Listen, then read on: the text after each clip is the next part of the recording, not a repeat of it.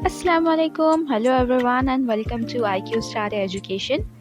Last video में हमने heredity and evolution का चैप्टर स्टार्ट किया था, जो कि साइंस 2 का एक फर्स्ट चैप्टर है।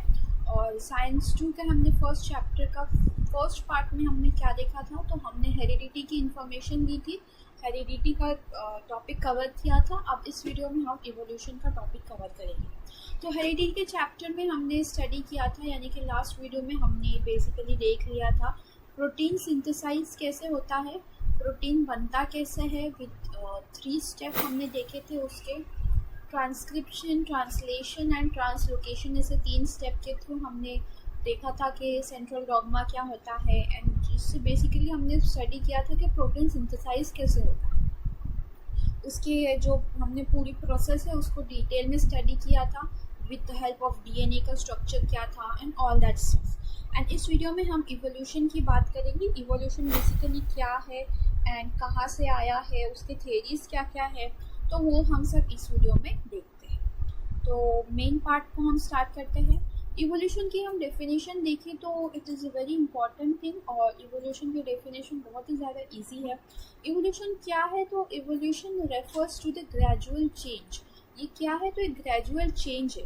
ग्रेजुअल चेंज किस में, ऑर्गेनिज्म के इसमें। ऑर्गेनिज्म जब धीरे धीरे चेंज करता है अपने आप को, अपनी कैरेक्टरिस्टिक को, थ्रू जनरेशन टू जनरेशन, जब बहुत सारे जनरेशन आएंगे और उसमें हेरिटेबल जो कैरेक्टरिस्टिक्स होते हैं, यानी कि फिजिकल हो या मेंटल हो, जो हेरिटेबल होते हैं, यानी कि जनरेशन टू जनरेशन पास होते जाते हैं, बट वो चेंज होता है, उस चेंज को हम क्या बोलेंगे, इवोल्यूशन बोलेंगे।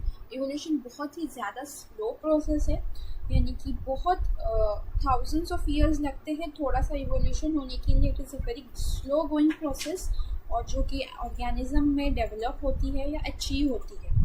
अब इसमें बहुत सारे चीज़ें होती है जो चेंज हो सकती है, नहीं हो सकती, स्पीसीज़ में होती है। अब बेसिकली क्या बताया गया है इसमें कि जो हम ह्यूमन बींग्स है वो कैसे आए हैं, इस चैप्टर में वही बताया गया है कि अर्थ का इवोल्यूशन कैसे हुआ है और अर्थ पे लिविंग ऑर्गेनिज्म कैसे डेवलप हुआ है।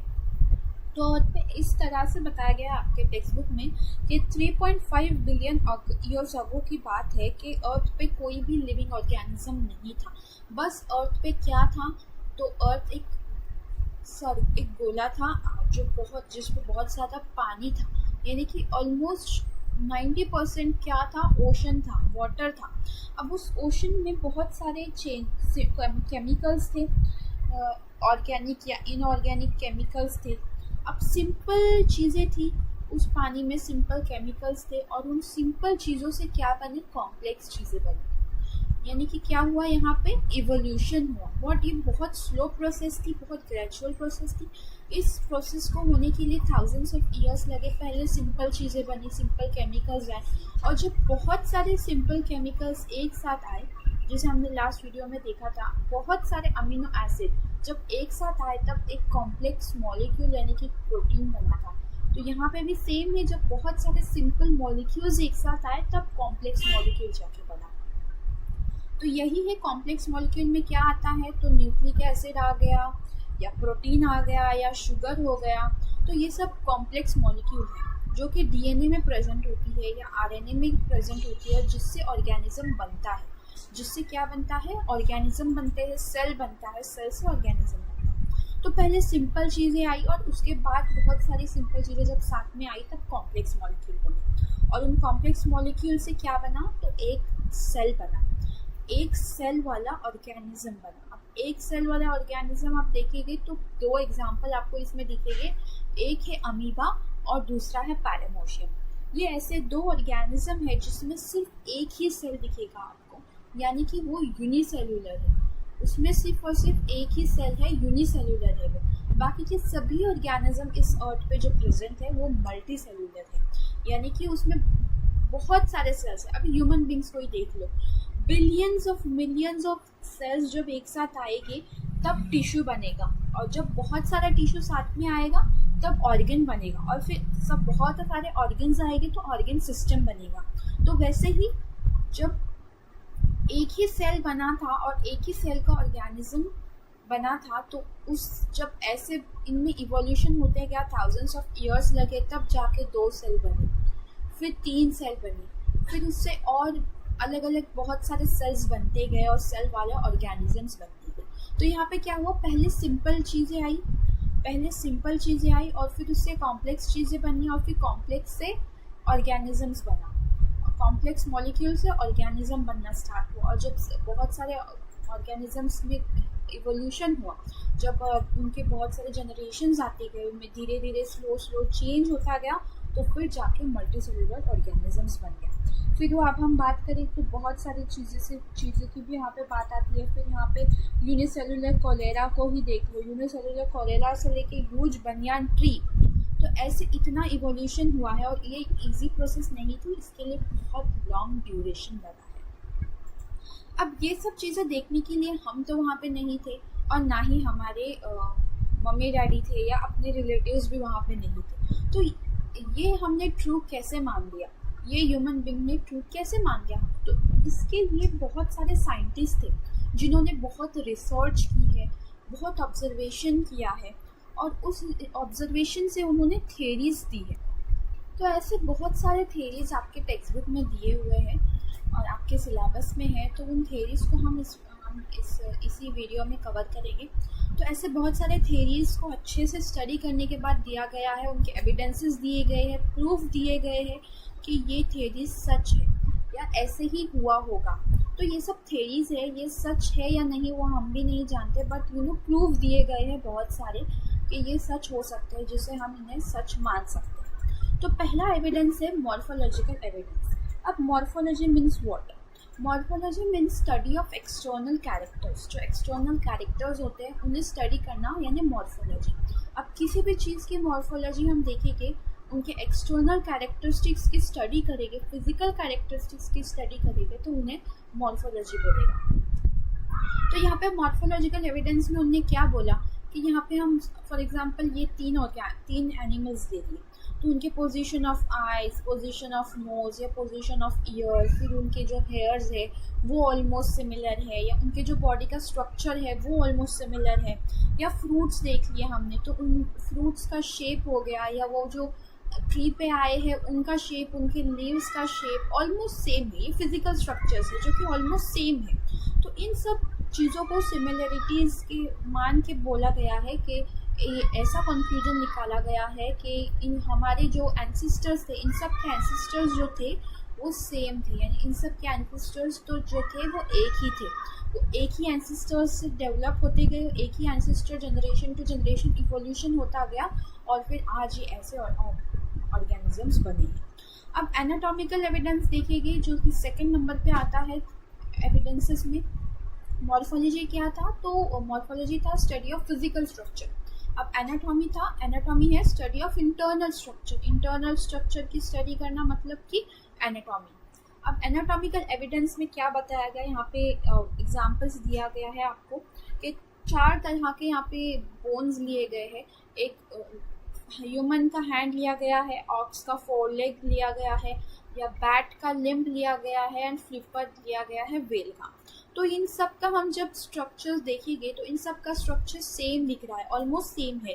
पहले लॉन्ग बोन है एंड देन फिर शॉर्ट बोन है, और ये सब एक ही पर्पस के लिए है और वो है ग्रास्पिंग के लिए, ग्रास्प करने के लिए, कोई भी चीज़ पकड़ने के लिए, और मतलब कि इन लोगों का एक ही यूज़ है। तो इनसे ये और एक ही कंक्लूजन मिल जाता है कि इन सब के एंसेस्टर्स एक ही तरह हो गए हैं, इन सब के एंसेस्टर एक ही हो गए, सेम ही हो गए। अब ये हो गया second evidence, morphological and anatomical. अब थर्ड एविडेंस क्या है? तो वेस्टिजियल ऑर्गन्स का है। अब आपको पता है हमारे बॉडी में बहुत सारे ऑर्गन्स हैं जो कोई ना कोई फंक्शन परफॉर्म करते हैं। हर ऑर्गन का हर एक कोई ना कोई फंक्शन है, बट ऐसे भी हमारे बॉडी में ऑर्गन्स है जो अभी कोई फंक्शन परफॉर्म नहीं करते, जो कि वेस्टिजियल है, वेस्ट है। बट पहले वो फंक्शन परफॉर्म करते थे, बट अभी वो धीरे धीरे जैसे जैसे उनका फंक्शन जो वर्क था वो स्टॉप होते गया, तो अभी वो बस हमारे बॉडी में है और उनका कोई भी फंक्शन नहीं है।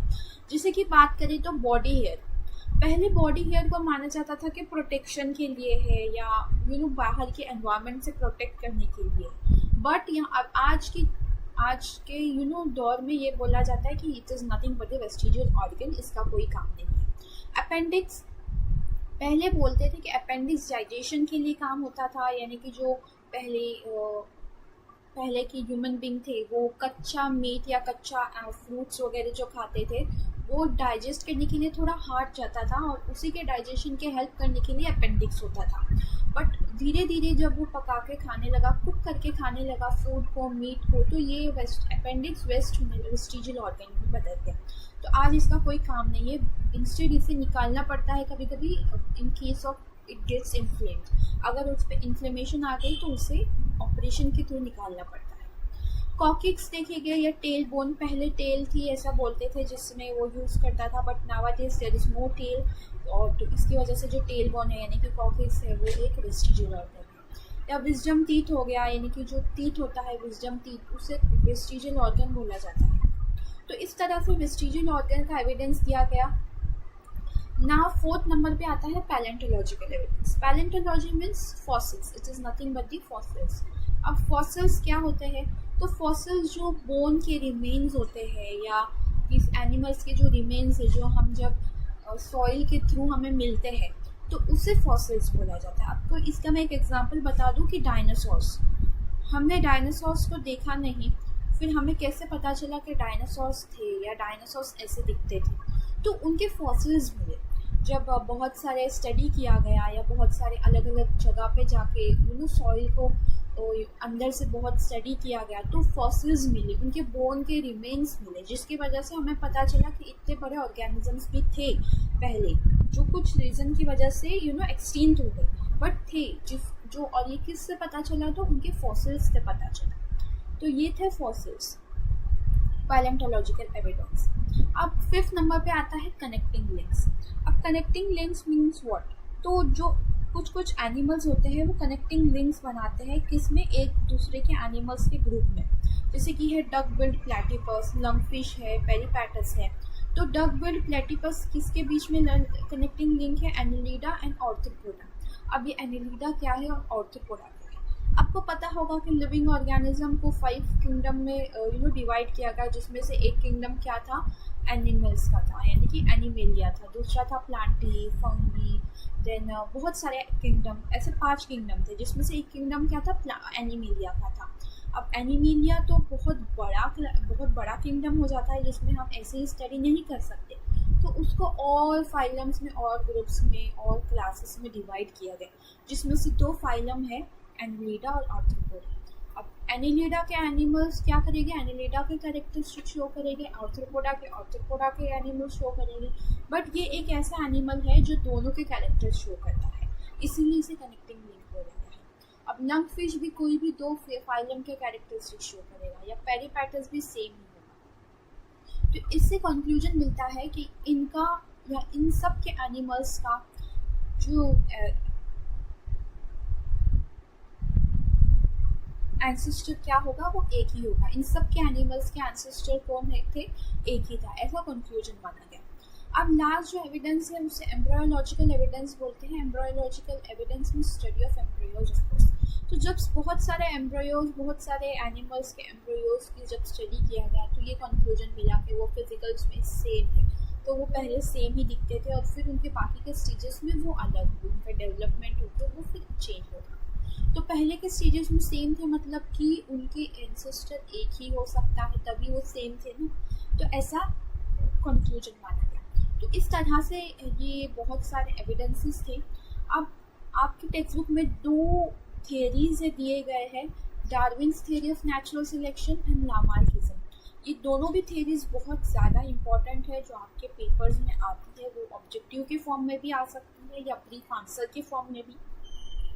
तो डार्विन्स थ्योरी ने क्या बोला था? डार्विन्स थ्योरी, ऑफ कोर्स उनके नेम पे ये थ्योरी रखा गई है, Darwin's theory of natural selection, जो कि चार्ल्स डार्विन ने दी थी, उनके नाम पे ये डार्विन की थ्योरी दी गई है।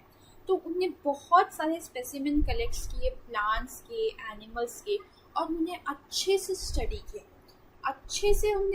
किया, ऑब्जर्व किया एक दूसरे को, और ये थ्योरी निकाली। और उनकी जो बुक है ओरिजिन ऑफ स्पीसीज, इस बुक में उनने इस थ्योरी को प्रपोज किया। तो और इस थ्योरी में उनने बहुत इम्पोर्टेंट चीज़ बताई है जो कि बहुत सारे बहुत सारे लोगों ने एक्सेप्ट की है इस थ्योरी को, बहुत सारे लोगों ने इसे सच माना है और ट्रू माना है, और बहुत सारे लोगों ने इसे ट्रू माना है। तो इस थ्योरी में क्या बताया गया है? इस थ्योरी में डार्विन जी ने ये बताया कि बहुत सारे ऑर्गेनिजम्स हैं जिनमें इवोल्यूशन हुआ है, राइट।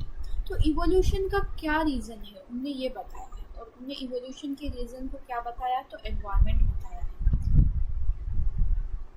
या इस थ्योरी को उन्होंने ऐसा बताया था कि जैसे एनवायरनमेंट चेंज होता है, ऑर्गेनिज्म चेंज होता है, और वो ऑर्गेनिज्म अगर अडेप्ट कर लिया उस एनवायरनमेंट में तो ही वो लिव कर पाएगा। अगर वो अडेप्ट नहीं किया उसने तो वो मर जाएगा। यही एक सिंपल सी थ्योरी है जो उन्होंने बताया था। अगर उन्हें एनवायरनमेंट में अडेप्ट कर लिया तो वो जिंदा रहेगी, अगर नहीं कर लिया तो दे विल डाई। ये किसने दिया था? थ्योरी डार्विन जी ने दिया था। इसको थ्योरी ऑफ नेचुरल सिलेक्शन बोलते हैं, यानी कि नेचर खुद सिलेक्ट करता है कौन जिंदा रहेगा कौन मरेगा। उनने बुक में ये थ्योरी को दिया था। अब लामार्क जी ने क्या बोला? लामार्क जी ने ऐसा बोला, इनके थ्योरी को और एक नाम है use and disuse of organs. उनने use and disuse of organs ऐसे थ्योरी दी थी। मैंने आपको लास्ट स्लाइड में बताया था कि जो वेस्टिजियल ऑर्गन्स है वो पहले काम करते थे, बट उनका धीरे धीरे काम बंद हो गया और इसीलिए वो वेस्ट हो गए, यानी वो वेस्टिजियल बन गए। सेम विद दिस, उन्होंने भी यही कहा कि ऐसे ऑर्गन्स हैं जिसको अगर हम यूज़ करते रहे तो वो यूज़ करेगी, यानी उनका डेवलपमेंट होगा, ग्रोथ होगी।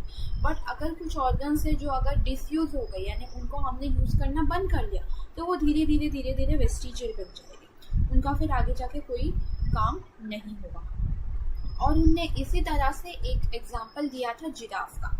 तो उनने जिराफ का ऐसे एग्जाम्पल दिया था कि पहले जिराफ की जो नेक थी वो छोटी ही थी, स्मॉल थी, बट धीरे धीरे उनने अडेप्ट कर लिया एनवायरनमेंट में। उनको ग्रास वगैरह, नीचे के जो पेड़ पौधे थे जो वो खाते थे, कंज्यूम करते थे, वो ख़त्म हो गए। एंड धीरे धीरे उनने जो हाइट पे जो ट्रीज़ थे उनको उस पे के जो चीज़ें हैं वो कंज्यूम करने के लिए उन्हें अपने नेक को एक्सटेंड किया, और उसकी वजह से एक्सटेंड करते करते धीरे धीरे उनकी नेक क्या हो गई, वो आज इतनी लॉन्ग हो गई। तो ऐसा लामार्किज्म ऐसे थ्योरी में दिया गया है लामार्क जी ने, use and disuse of organs. So that was about the topic, एंड ये यहाँ पे हमारा चैप्टर फिनिश हो गया। Exam tip number 2, don't forget to add test and revision in your schedule. अगर आप अपने आप को एवेल्यूएट नहीं करोगे तो अपने स्ट्रेंथ और वीकनेस नहीं पहचान पाओगे। If you like the video, hit the like button, share and subscribe for more such amazing educational videos.